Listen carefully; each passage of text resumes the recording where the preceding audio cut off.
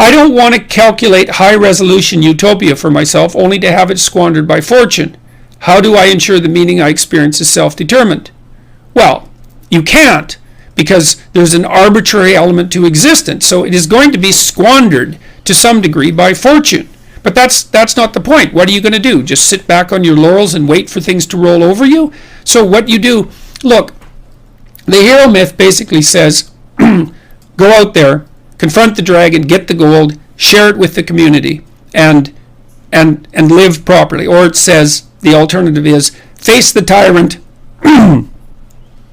enter the desert as a consequence because everything falls apart, recast structure, find the promised land. Those are the two elements to the hero myth.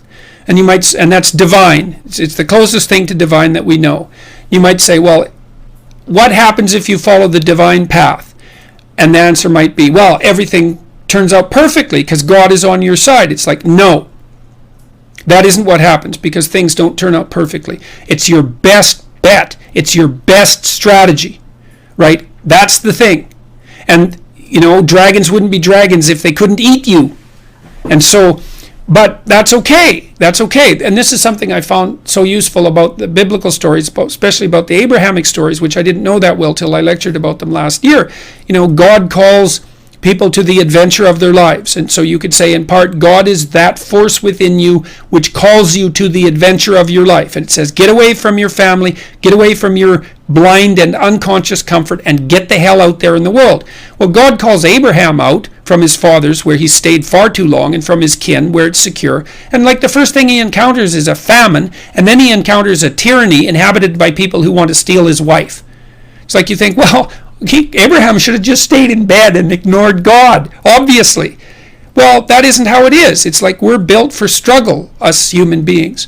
You're not after the bubbles of bliss that Dostoevsky described in Notes from Underground. We're built to contend with the world. We're built to contend with reality. You want a challenge, and the best way that you can take on a challenge, because a challenge fortifies you. So you don't want to be secure, you want to be strong. And you get strong by taking on optimal challenges.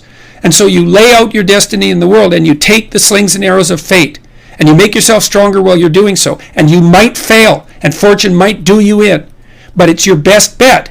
And people have extracted unbelievable successes out of catastrophic failures.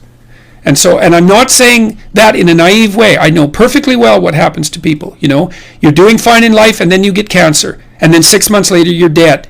And all the heroism in the world isn't going to save you at that point. But that's not the point. That's not the point. Life is bounded by mortality. But that doesn't mean that you don't get out there and contend. And you develop by contending, and you minimize the net amount of suffering in the world. And that's something, man. That's something to do. So it beats laying in your basement and getting bitter and then doing the terrible things that bitter people do. So you can't ensure that the meaning you experience is self-determined, but you can play your role to the best of your ability, and that will be good enough. And that will be good enough. That meaning, the meaning that you will find in that, I believe, is sufficient to be sustaining, and perhaps even sustaining through the flood.